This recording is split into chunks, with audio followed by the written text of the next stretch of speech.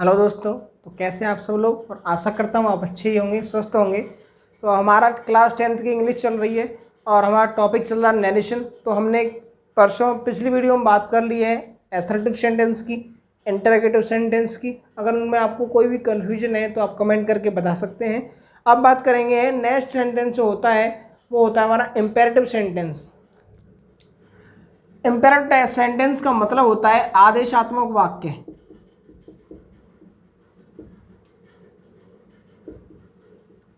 आदेशात्मक में हमें किसी चीज के लिए ऑर्डर दिया जाता है, कमांड होता है,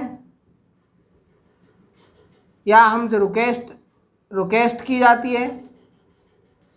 ये सारी चीज़ें हमें बताई जाती हैं। ये सारे अगर भाव दे रखे हों किसी सेंटेंस में तो वो होता है हमारा इम्पेरेटिव। अब बात करते हैं इम्पेरेटिव सेंटेंस को हम पहचानें कैसे। तो जो इम्पेरेटिव सेंटेंस होता है वो या तो वर्ब की फर्स्ट फॉर्म से शुरू होगा, या डू नॉट से शुरू होगा, या प्लीज काइंडली से शुरू होगा।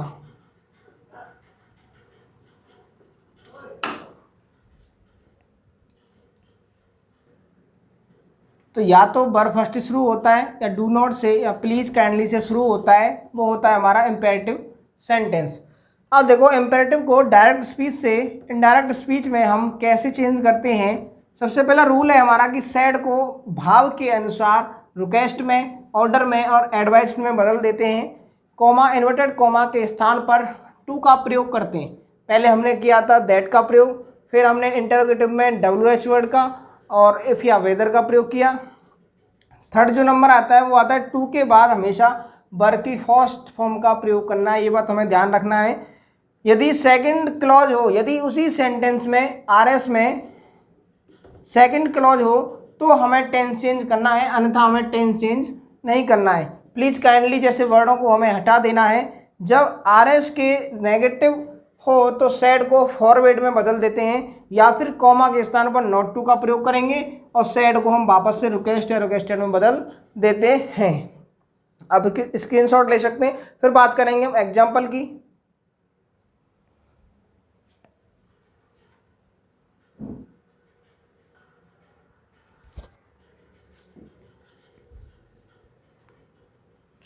तो आपने स्क्रीनशॉट ले लिया होगा। बात करें एग्जाम्पल की, सारा अरेंज कर देते हैं। तो थोड़ा एग्जाम्पल यही ले लेते हैं जिससे हमें आसानी हो जाए, क्योंकि रूल्स भी लिखे हुए हैं। तो एग्जाम्पल है the teacher said to us listen me when I teach. अब देखो ये हो गया हमारा रिपोर्टिंग वर्ब वाला भाग, और ये हो गया हमारा रिपोर्टेड स्पीच वाला भाग। अब देखो मैंने बताया कि किससे शुरू होते हैं, या तो वर्ब फर्स्ट से, या डू नॉट से, प्लीज काइंडली से शुरू होते हैं।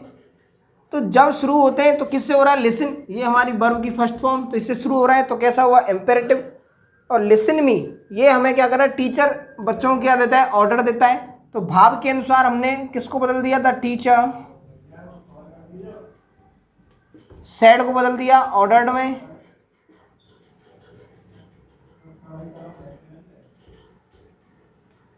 अस कॉमा की जगह हमने किसका प्रयोग करना है, टू का। टू, अब देखो टू के बाद हमेशा वर्ब की फर्स्ट फॉर्म आएगी। अब देखो पहले हम टेंस चेंज करते थे और वाले सेंटेंस में, लेकिन यहाँ नहीं करेंगे क्योंकि टू के बाद हमेशा कैसी फॉर्म आएगी, फर्स्ट फॉर्म। अब देखो अगला दिया है, अगर सेकंड क्लॉज दिया हुआ हो तो टेंस चेंज करेंगे। अब मी फर्स्ट पर्सन का, तो सब्जेक्ट के अनुसार टीचर हो गया, लिसन हिम। अब देखो व्हेन आई टीच, ये हो गया हमारा सेकंड क्लॉज। तो व्हेन आई, प्रोनाउन आई को चेंज करेंगे फर्स्ट पर्सन, तो ही। टीच, अब टीच में हमें सेकंड क्लॉज है तो हमें टेंस भी चेंज करना है। जब फर्स्ट फॉर्म दी हो तो सेकंड फॉर्म में चेंज कर देते हैं। ये हो गया हमारा सेकंड क्लॉज, यानी एक और एग्जांपल देखते हैं जिसमें केवल एक ही क्लॉज दिया हुआ हो। फिर एक एग्जांपल देखेंगे हम। अब देखो इसी का देते हैं, the teacher said to us sit down.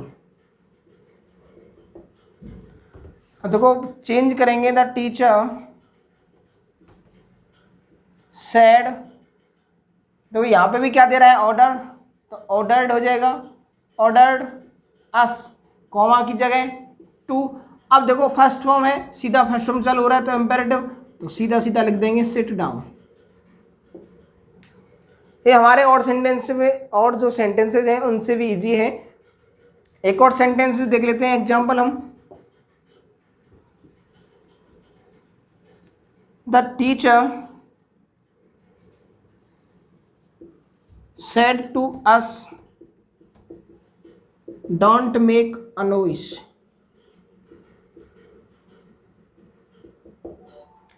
अब देखो यहाँ चालू हो रहा है किससे, डू नॉट से या डोंट से चालू हो रहा है, तो हमें क्या करना है, द टीचर। अब देखो इसको हम दो तरीके से बना सकते हैं, एक तो सैड को फॉरबिडन में बदल के, और एक नॉट टू की जगह नॉट टू का प्रयोग करके।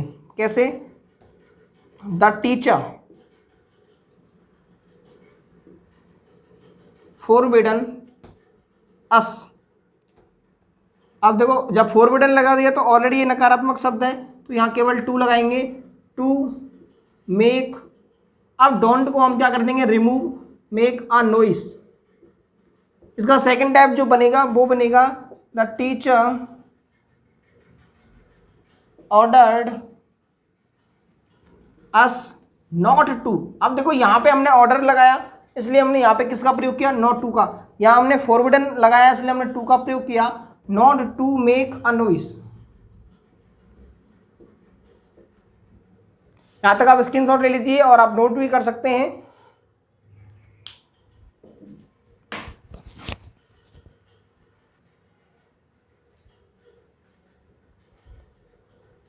तो आपने स्क्रीनशॉट ले लिया होगा या नोट कर लिया होगा। तो अब बात करेंगे हम नेक्स्ट सेंटेंस की।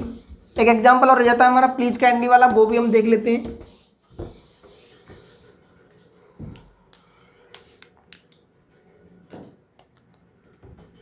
प्लीज काइंडली वाला भी एग्जांपल हम देख लेते हैं। Sita said to me, comma inverted comma, please help me. अब देखो सीता, हेल्प का मतलब है रिक्वेस्ट कर रही है वो, तो सैड को हमने रिक्वेस्टेड में बदल दिया, मी को मी रखा, कॉमा को टू में चेंज कर दिया। प्लीज और काइंडली को हम रिमूव कर देते हैं, तो इसको हमने हटा दिया और डायरेक्ट क्या कर दिया, हेल्प। और मी फर्स्ट पर्सन का है तो सब्जेक्ट के अनुसार, तो सीता का हो गया हाँ। ये यहाँ पे खत्म हो जाते हैं हमारे इम्पेरेटिव। और इम्पेरेटिव का एक हिस्सा बचता है हमारा, वो होता है हमारा लेट से शुरू होने वाले सेंटेंसेज। तो हम नेक्स्ट बात करेंगे लेट से शुरू होने वाले सेंटेंसेज की। जब लेट से शुरू होता है तो उसमें देखो या तो सजेस्टेड क्या हो गया हुआ होगा, या प्रपोज्ड या प्रस्ताव रखा होगा। यानी कि सैड को हम किस में बदल देते हैं, प्रपोज्ड में या सजेस्टेड में बदल देते हैं भाव के अनुसार। नेक्स्ट है कि लेट को हटा देते हैं, लेट या लेटस को हटाकर वी, अगर लेट है तो केवल बी, और लेटस है तो we should, sorry they should में बदल देते हैं।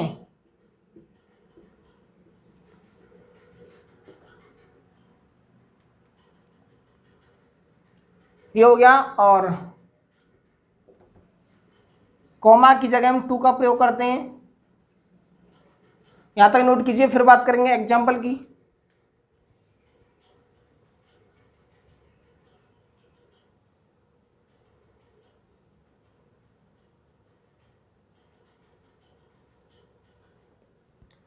सॉरी, कॉमा की जगह टू का प्रयोग तो कर सकते हैं, लेकिन जो अकॉर्डिंग टू रूल्स हम दैट का प्रयोग करेंगे।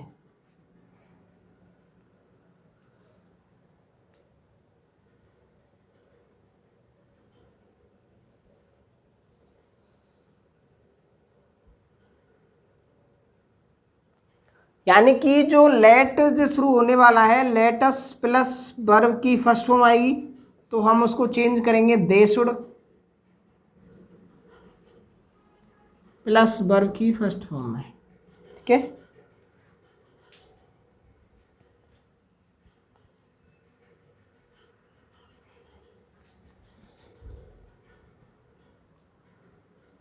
तो अब चलते हैं एग्जाम्पल की तरफ।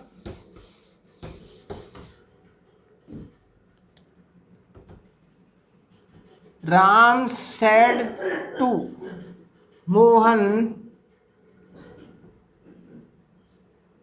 Late us go for a walk. अब देखो रूल कहता है सजेस्ट, देखो वॉक पे जाना है तो उसने सजेस्ट किया होगा, प्रपोज प्रस्ताव रखा होगा कि हमें कहाँ पे जाना चाहिए, वॉक पे। तो राम सेड को बदलेंगे किसमें, प्रपोज्ड में। मोहन कोमा की जगह दैट का प्रयोग करेंगे। लेट अस को हम रिमूव करेंगे, उसकी जगह हम दे शुड का प्रयोग करेंगे। Verb first form for a walk. ये हो गया हमारा लेटर से शुरू होने वाले सेंटेंसेस खत्म हो गए, इंपेरेटिव का हमारा पूरा भाग खत्म हो गया। अब एक लास्ट रह गया हमारा एक्सक्लेमेटरी सेंटेंस, जिसकी बात करेंगे नेक्स्ट वीडियो में। और आपको अब तक के टॉपिक में टेंस और नरेशन में दोनों पूर्ण करा दिए, एक टॉपिक में एक्सक्लेमेटरी सेंटेंसेस रह गए। अगर यहाँ तक की कोई प्रॉब्लम है तो आप कमेंट करके बता सकते हैं। और अगर आपको हमारी वीडियो अच्छी लगी तो आप लाइक करें, सब्सक्राइब करें और शेयर करना बिल्कुल ना भूलें, जिससे हम जल्द हमें लाइव का फीचर मिले, जिससे हम आपको पूरा टाइम दिख सकें बोर्ड पर, जिससे आपको और भी अच्छे से समझ में आ जाए और आपकी लाइव जो प्रॉब्लम्स हैं उनको हम सॉल्यूशन कर सकें। Thank you.